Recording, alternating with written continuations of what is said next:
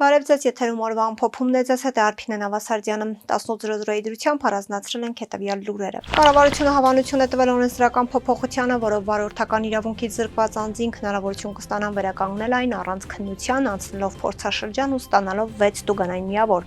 Վարորդական իրավունքից զրկված մի շարք անձինք պահանջել էին իրենց կրկին ղեկին վերադառնալու հնարավորություն տալ մայիսի կեսին ընտրաշավի մեջ գտնվող Նիկոլ Փաշինյանից, ով խոստացել է լուծում գտնել եւ արժանացել վարորդների դրվատանքին։ Արփինե Սարգսյանը կառավարության նիստում խոսելով օրենքի ընդունման անհրաժեշտության մասին ասաց, իրենք վարորդական իրավունքի վերականգնման մոդելն են փոխում եւ կենտրոնանալու են վարորդի վարքագծի փոփոխության վրա։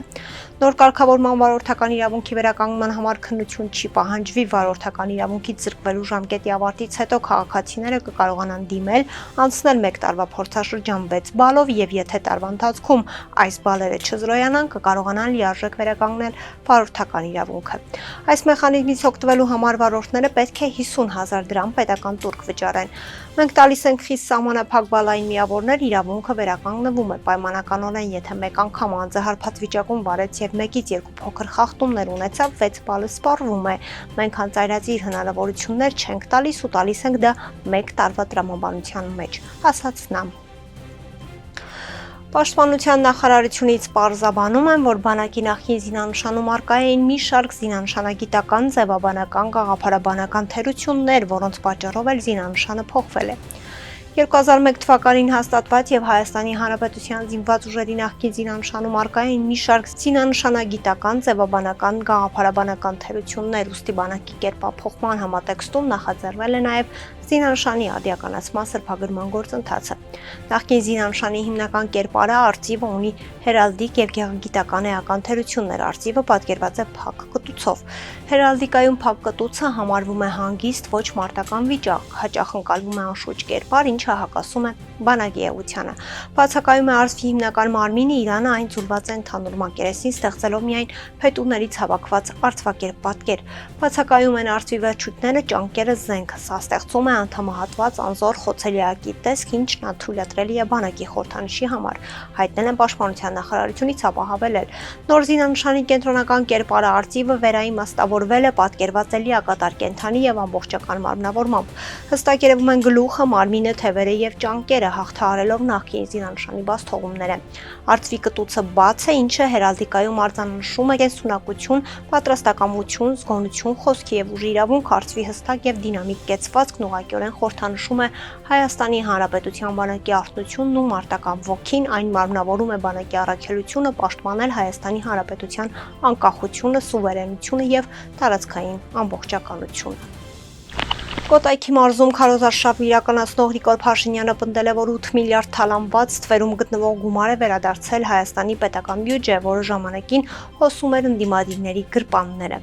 Ոնց է հոսում ձեր գրպանը թոշակների ձևով։ Ես 8 տարի վարչապետ եմ, 7 տարբեր որոշումով անդրադարձել եմ թոշակին, նվազագույն թոշակը եռապատկել ենք։ Ոնց է հոսում ձեր գրպանը առողջության ապահովության տեսքով։ Սիրելի երիտասարդ մայրիկներ, ձեր մինչև 18 տարեկան երեխեքի առողջապահական նվազագույն կարիքները հոգում է պետական բյուջեն։ Ձեր 65+ տարիքի ծնողների նվազագույն առողջապահական կարիքները հոգում է պետական բյուջեն, ասել է Փաշինյանը, պնդելով, որ պետությունը սիրում է քաղաքացիներին։ Նիկոլ Փաշինյանը ընդգծել է, որ իրենց ընտրելով քաղաքացին ընտրում է ինքն իրեն։ Այսօր նայում եմ, ասում են արա հələ նայեք պերաշկի է ուտում։ Հիվանդներ, դուք սովորեք, ես պերաշկի ուտում եմ, որովհետև Հայաստանի սովորական քաղաքացի եմ, ես ուտում եմ, որովհետև երեխեքներն են ուտում եւ ասում եմ, այս ընտրություններում պերաշկի ուտողները պետք է ընտրեն պերաշկի ուտողներին, ասել է Փաշինյանը, շեշտելով, որ նախքան իրեն թոշակառուներն անգամ կարկանդակ եւ կարտոֆիլ ուտելու հնարավորություն չունեին։ Կապանի հրապարակում հրավիրված հանրահավաքում Հայաստան դաշինքի առաջնորդ Ռոբերտ Քոչարյանն արձագանքել է Նիկոլ Փաշինյանին, ով վաղը նշանակված զորահանդեսին ընթരാճ այսօր ասել էր, թե իշխանության գալով ավերակ բանակ է ստացել։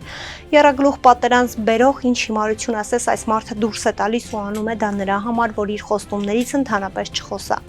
Այսօրվա հայտարարությունը իբրև ինքը ժառանգություն է ստացել բանակ կոչված ավերակը, հիշեցնենք 20 թվական Սարդարապատ համալիրում ինքն անձամբ հայտարարում էր, որ տարածաշրջանի ամենից մարտունակ բանակն է, հայկական բանակն ու 70 հոգու տալիս է մարտական խաչ 1 հոգու ազգային հերոսի կոչում միայն մի բանի համար, որովհետև սահմանամերձ ինչ-որ մի ընդհարում է եղել Տավուշի մարզում Հայաստանի հյուսիսում, լավ երես ունես դու, ասաց Քոչարյանը։ Նշենք, որ Կոտայքի մարզի գրեթե բոլոր համայնքներում Նիկոլ Փաշինյանը քննադատեց նախկին իշխանությանը, թե բանակը նրանց օրոք ունեցել է ոչ թե 80-ականների զենքեր, ինչպես հայտարարում էր երրորդ նախագահ Սերժ Սարգսյանը, այլ 60-ից 70-ականների, իսկ այսօր պնդեց դրանք նոր են։ Ռուսաստանի փոխվարչապետ Ալեքսեյ Օվերչուկը բացառել է վաղը Աստանայում կայանալիք ԵԱՏՄ գագաթնաժողովում Հայաստանի նկատմամբ սահմանափակող միջոցների կիրառումը։ Խոսքը պայմանագրի փոփոխման մասին չէ, պայմանագրում փոփոխություններ կատարելու համար կոնսենսուս է անհրաժեշտ եւ Հայաստանը, ինչպես գիտենք, ԵԱՏՄ-ից դուրս գալ չի պատրաստվում։ Այնտեղ շատ լավ գիտակցում են ինչպես արտոնությունների, այնպես էլ ԵԱՏՄ անդամ մյուս պետությունների հետ առևտրի ծավալը, ինչը մեծապես հնարավոր է դարձել հենց այն արտոնյալ ռեժիմների շնորհիվ, որոնք գոյություն ունեն Հայաստանի համար, ասել է Ռուսաստանի փոխվարչապետը։ Օվերչուկը միաժամանակ պնդել է, թե Հայաստանի Եվրամիությանը միանալու ծրագրերի շուրջ ստեղծված իրավիճակը զգալի անորոշություն է ստեղծում, այդ թվում ռուս ներդնողների համար։ Մենք անշուշտ գոհ չենք դրանից եւ ձգտում ենք, որ մեր տնտեսական հարաբերություններում որոշակիություն լինի, որքան հնարավոր է շուտ, ասել է ռուսաստանցի պաշտոնյան։ Այսօր Լուսավոր Հայաստան կուսակցությունը դիմում է ներկայացրել կենտրոնական ընտրական հանձնաժողովին անկախ դիտոր դաշինքի անդամ իրազեկ քաղաքացիների միավորում հասարակական կազմակերպության ներկայացուցիչ Դանիել Իոնիսյանին դիտորդական հավատարմագրումից զրկելու պահանջով։ Ընդդիմադիր կուսակցությունը պնդում է, որ Իոնիսյանի կողմից փաստացի իրականացվել է հակակառուցչություն, կոնկրետ թիրախավորել եւ հակակառուցչություն իրականացրել ընտրական գործընթացում գտնվող Լուսավոր Հայաստան կուսակցության ընտրական ցուցակի առաջին համար Էդմոն Մարուքյանի դեմ։ Նման պայմաններում դիտորդական առաքելություն իրականացնող սուբյեկտի կողմից խախտվել են Հայաստանի Հանրապետության ընտրական օրենսգրքի սահմանադրական օրենքի վերաբերելի դրույթները։ Խախտվել են ինչպես համապատասխան վարքագծի կանոնները, այնպես էլ քաղաքական չեզոքություն դրսևորելու եւ որևէ քաղաքական ուժի օգտին կամ դեմ քարոզչություն իրականացնելու իմպերատիվ արգելքը, հայտարարում է կուսակցությունը։ Դանիել Իոնիսյանն էլ պնդել է, թե ինքը որևէ խախտում թույլ չի տվել, նման դիմում ներկայացնելն էլ ԼՀԿ-ի իրավունքն է։ Դիմել են լավ են արել, իրենց իրավունքն է, ես խախտում չեմ կատարել, իրենց վերաբերյալ քարոզչություն կամ հակաքարոզչություն չեմ արել, նախապատվելի դիրքորոշում չեմ հայտնել, ասաց Իոնիսյանը։ Այսօր մայիսի 27-ին խոշոր ավտովթար է տեղի ունեցել Կոտայքի մարզում ժամը 12:20-ից 50-ի սահմաններում Նորգեղի Եղվարդ ավտոճանապարհին բախվել են ՎԱԶ 2121 եւ Audi Մակնիշի ավտոմեքենաները։ Ինչպես դեպքի վայրից հայտնում է ֆոտոլրագրող Գագիկ Շամշյանը, վթարի հետևանքով 2 հոգի, որոնց առաջին օգնության են հասել քաղաքացիները եւ ըստ քաղաքացիների հայտնածի օպերատիվորեն ժամանած Եղվարդ քաղաքի հիվանդանոցի շտապօգնության բժիշկների հերթապահումը տեղափոխվել են Արմենիա բժշկական կենտրոն։ Դեպքի փաստօգնչական բաժնում նախաձեռնվել է քրեական վարույթ, որտեղ էլ պարզում են ավտոմեքենաների սեփականատերերի, վարորդների եւ վիրավորների ինքնությունը։ Կհանդիպենք վաղը, առողջ եղեք։